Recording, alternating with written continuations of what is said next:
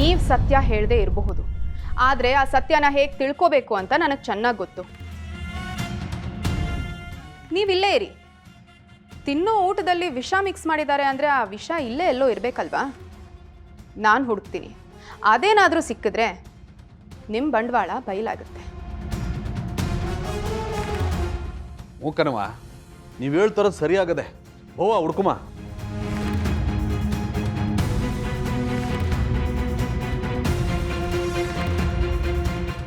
ಭಾವನಾ, ನಾನು ನಿಮ್ಮ ಜೊತೆಗೆ ಬರ್ತೀನಿ, ನಡೀರಿ. ಎಲ್ಲರೂ ಸೇರಿ ಹುಡ್ಕೋಣ. ಅದೇನಾದರೂ ಸಿಗಬೇಕು, ನಾನೇ ಒದ್ದು ಹೊರಗಡೆ ಹಾಕ್ತೀನಿ. ತಿಂದು ಮನೆಗೆ ದ್ರೋಹ ಮಾಡಿದವ್ರನ್ನ ಯಾರೂ ಸುಮ್ಮನೆ ಬಿಡಬಾರ್ದು. ನಡಿ ಭಾವನಾ.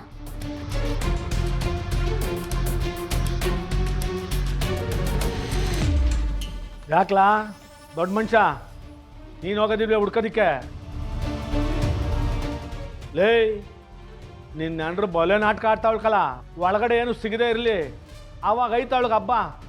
ಏನ್ಲಾ ಈ ಜವರೇಗೌಡ ಅಂದ್ರೆ ಏನು ಅನ್ಕೊಂಬಿಟ್ಟಿದ್ದೀರಾ ನೀವೆಲ್ಲ? ಅಪ್ಪಾಜಿ, ಹೊಸಿ ಸಮಾಧಾನ ಮಾಡ್ಕೊಳ್ಳಿ. ಅವ್ರು ಹಿಂಗೆಲ್ಲ ಮಾಡೋರಲ್ಲ, ನಿಮ್ಗೆ ಹಿಂಗಾಗಿದೆ ಅಂತಲೇ ಅವ್ರು ಇಷ್ಟೆಲ್ಲ ತಲೆ ಕೆಡಿಸ್ಕೊತಿರೋದು. ಏಯ್, ಏನು ನೀನು ಮಾತಾಡ್ತಿರೋದು? ಅವರು ನಮ್ಮ ಮನೆ ಕೆಲಸದವ್ರು ಕಣೋ, ಅವ್ರ ಮೇಲೇ ಅನುಮಾನ ಪಡ್ತಿದ್ದಾಳಲ್ಲ.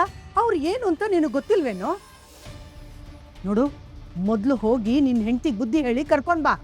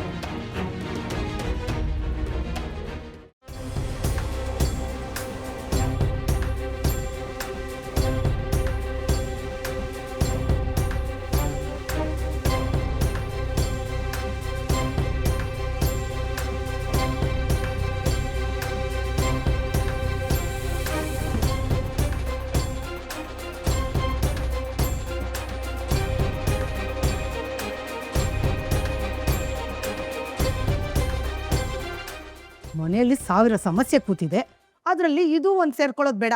ಹೋಗೋ.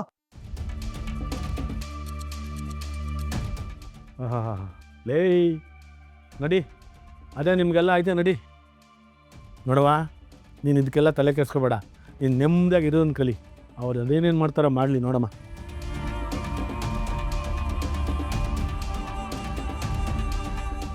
ಮೇಡಮ್ ಅವರೇ, ಯಾಕೆ ಹಿಂಗೆಲ್ಲ ಮಾಡ್ತಿದ್ದೀರಾ? ಅವರೆಲ್ಲ ಹಿಂಗೆಲ್ಲ ಮಾಡಿರಲ್ಲ, ನನ್ನ ನಂಬಿಕೆ ನನಗದೆ. ನಿಮಗೆ ಮಾತ್ರ ಅಲ್ಲ ಸಿದ್ದು ಅವರೇ, ನನಗೂ ನಂಬಿಕೆ ಇದೆ. ಆದರೆ ಈಗ ಯಾರ್ಯಾರನ್ನ ಅಂತ ನಂಬಕ್ಕಾಗತ್ತೆ ಹೇಳಿ? ನೋಡಿ, ನಮ್ಮ ಮನೆಯವ್ರನ್ನ ಟಾರ್ಗೆಟ್ ಮಾಡ್ತಿದ್ದಾರೆ ಅಂತ ನಮಗೆ ಗೊತ್ತು. ಈಗಾಗಲೇ ಸೆಂಚುರಿನ ವಿಚಾರದಲ್ಲಿ ತುಂಬ ನೋವು ಅನುಭವಿಸ್ತಾ ಇದ್ವಿ. ಈಗ ಮಾವನ್ನು ಟಾರ್ಗೆಟ್ ಮಾಡ್ತಿದ್ದಾರೆ ಅಂದಮೇಲೆ ನಾವು ಸುಮ್ಮನೆ ನೋಡ್ಕೊಂಡು ಕೂರಕ್ಕಾಗತ್ತಾ ಹೇಳಿ? ಹೌದು ಸಿದ್ದು, ಮನೆ ಯಜಮಾನ್ರಿಗೆ ತೊಂದರೆ ಆಗ್ತಿದೆ ಅಂದರೆ ನೋಡ್ಕೊಂಡು ಹೇಗಿರೋಕ್ಕಾಗತ್ತೆ ಹೇಳು? ಭಾವನೆ ಮಾಡ್ತಿರೋದ್ರಲ್ಲಿ ಯಾವ ತಪ್ಪು ಇಲ್ಲ. ಕುಡ್ಪಾ ಬಾ.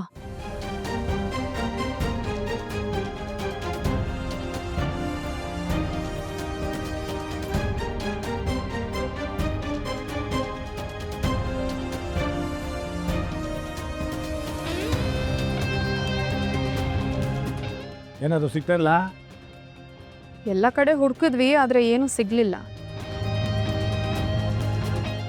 ಮೇಡಮ್ ಅವರೇ, ನಾನು ಅವಾಗ್ಲಿಂದನೂ ನಿಮ್ಗೆ ಹೇಳ್ತಾನೆ ಇದ್ದೀನಿ, ಇವರೆಲ್ಲ ಹಂಗೆಲ್ಲ ಮಾಡೋರಲ್ಲ ಮೇಡಮ್ ಅವರೇ.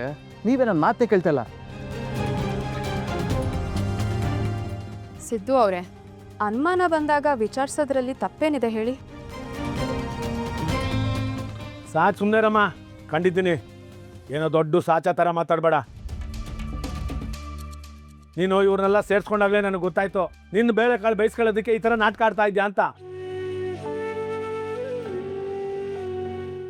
ನೋಡೋ, ನೀನು ಬರೋ ತನಕ ನಮ್ಮ ಮನೇಲಿ ಯಾವ ಸಮಸ್ಯೆನೂ ಇರಲಿಲ್ಲ. ನೀನು ಬಂದ ಮೇಲೆ ಸಮಸ್ಯೆ ಎಲ್ಲ ಸ್ಟಾರ್ಟ್ ಆಗಿದ್ದು.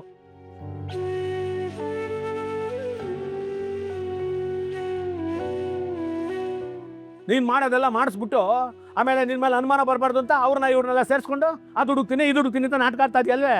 ಅಪ್ಪ, ಏನ್ ಹೇಳ್ತಿದ್ಯಾ ನೀನು? ಭಾವನಾ ಅಂತವ್ರಲ್ಲ. ಹೀಗೆ ಮಾಡಬೇಕು ಅಂತ ಇದ್ದಿದ್ರೆ ಇಷ್ಟರಲ್ಲಿ ಆಲ್ರೆಡಿ ಮಾಡಿರ್ತಿದ್ಲು ತಾನೆ.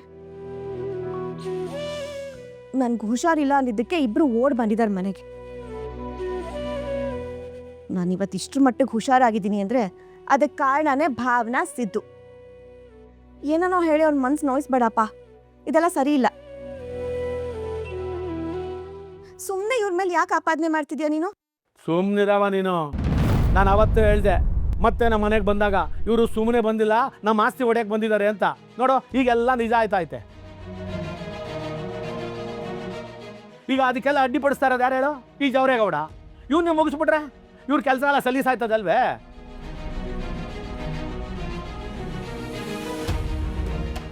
ಅದಕ್ಕೆ ನಾನು ಕುಡಿತಾ ಇರೋ ಹಾಲು ಗಂಜಿಲೆಲ್ಲ ವಿಷ ಮಿಕ್ಸ್ ಮಾಡ್ಕೊಂಡು ಕೊಡ್ತಾ ಇರೋದು ಇವಳು.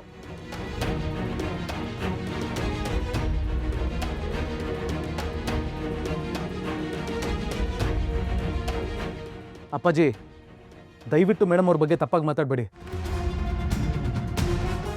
ಆ ಶಿವ ಹೇಗೆ ತಾನು ವಿಷ ಕುಡಿದು ದೇವತೆಗಳಿಗೆ ಅಮೃತ ಉಳಿಸಿದ್ನೋ ಹಾಗೆ ಎಲ್ಲ ನೋವನ್ನು ತನ್ನಲ್ಲೇ ಇಟ್ಕೊಂಡು ಈ ಮನೆಯವ್ರಿಗೆ ಒಳ್ಳೇದಾಗ್ಲಿ ಅಂತ ಬಯಸ್ತಾರೆ. ಇವ್ರ ಮೇಲೆ ಹಿಂಗೆಲ್ಲ ಆಪಾದನೆ ಮಾಡಬೇಡಿ. ಹೌದಪ್ಪ, ಏನೇನೋ ಹೇಳ್ಬೇಡ. ಇವ್ರು ಬಂದಿರೋದು ನಿನ್ನ ಕಾಪಾಡೋದಕ್ಕೋಸ್ಕರ, ನಿನ್ನ ಸಾಯ್ಸಕ್ಕಲ್ಲ. ಅಲ್ಲ ಕಣವ, ನೀವು ಯಾರು ನಾನು ಹೇಳೋದನ್ನು ಕೇಳ್ತಾನೆ ಇಲ್ವಲ್ರವ? ನೀವೆಲ್ಲರೂ ಅವಳು ಮಾಡಿರೋ ಮೋಡಿಗೆ ಅವಳು ಪರವಾಗಿ ಮಾತಾಡ್ತಾ ಇದ್ದೀರ ಆಟೆಯ. ಆದರೆ ಅವಳ ಉದ್ದೇಶ ಏನು ಅಂತ ನನಗೆ ಚೆನ್ನಾಗಿ ಗೊತ್ತಾದ ಕಣವ. ನಾನು ಅದಕ್ಕೆ ಈಟೆಲ್ಲ ಮಾತಾಡ್ತಾ ಇರೋದು. ಇಲ್ಲ ಮಾವ, ನನಗಂತ ಯಾವ ಉದ್ದೇಶನೂ ಇಲ್ಲ. ಇವತ್ತು ನೀವು ನನ್ನ ಮೇಲೆ ಅನುಮಾನ ಪಡಬಹುದು, ಆದರೆ ಮುಂದಿನ ದಿವಸದಲ್ಲಿ ನಿಮಗೆ ಸತ್ಯ ಗೊತ್ತಾದಾಗ ನಿಮಗೆ ಎಲ್ಲ ಅರ್ಥ ಆಗುತ್ತೆ.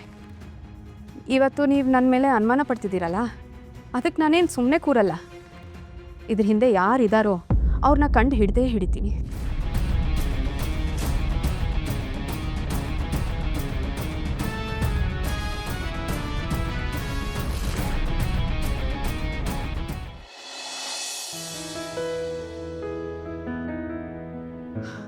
ಮೀನಾ, ನಿಮ್ಮ ಮಾವ ನೋಡೆ ಇಷ್ಟೊತ್ತಾದರೂ ಬಂದಿಲ್ಲ. ಕೆಲಸದ ವಿಷಯ ಬಂದ್ಬಿಟ್ರೆ ಯಾರ ಮಾತನ್ನು ಕೇಳಲ್ಲ ಅವರು. ಅದೇ ಯಾಕೆ ಟೆನ್ಷನ್ ಮಾಡ್ಕೋತೀರಾ? ಇನ್ನೇನು ಬರೋ ಹೊತ್ತಾಯ್ತಲ್ಲ ಬಿಡಿ. ಹಾಗಲ್ಲ ಕಣೆ, ಅವ್ರ ಬಗ್ಗೆ ಅವ್ರ ಕಾಳಜಿ ಇದ್ದಿದ್ರೆ ನಾನು ಯಾಕೆ ಟೆನ್ಷನ್ ಆಗ್ತಿದ್ದೆ? ಈಗಿರೋ ಪರಿಸ್ಥಿತಿಲಿ ಇನ್ನೇನಾದರೂ ಮಾಡ್ಕೊಂಡ್ರೆ ನಾನು ಏನು ಮಾಡಲಿ? ಮತ್ತೆ ಹಾಗೆಲ್ಲ ಏನೂ ಆಗಲ್ಲ. ಅವ್ರ ಜೊತೆ ವೆಂಕಿ ಇದ್ದಾನೆ, ಜಾನುನು ಹೋಗಿದ್ದಾಳೆ, ಇನ್ನೇನು ಬಂದ್ಬಿಡ್ತಾರೆ ಬಿಟ್ಟು. ಏನ್ರಿ ನೀವು? ಅಲ್ಲ, ಈ ಥರ ಮಾಡ್ಬೋದಾ ನೀವು? ಡಾಕ್ಟ್ರ್ ಏನು ಹೇಳಿದ್ದಾರೆ? ಪೂರ್ತಿ ವಾಸಿ ಆಗೋರ್ಗೂ ಎಲ್ಲೂ ಹೋಗಬೇಡಿ ಅಂತ. ಅಷ್ಟು ಅರ್ಜೆಂಟಾಗಿ ಅಲ್ಲಿ ಹೋಗೋಂಥದ್ದೇನಿತ್ತು? ಬರ್ತಾನೆ ಯಾಕೆ ಹಿಂಗೆ ಟೆನ್ಷನ್ ಮಾಡ್ಕೊಂಡು ಮಾತಾಡ್ತೀಯ ಲಕ್ಷ್ಮಿ? ಕೈಗಷ್ಟೇ ಗಾಯ ಆಗಿರೋದು, ನಾನು ಆರಾಮಾಗಿದ್ದೀನಿ ನೋಡು. ಹಿಂಗೆ ಟೆನ್ಷನ್ ಮಾಡಿಕೊಂಡ್ರೆ ನಿನ್ನ ಆರೋಗ್ಯನೇ ಹಾಳಾಗುತ್ತೆ.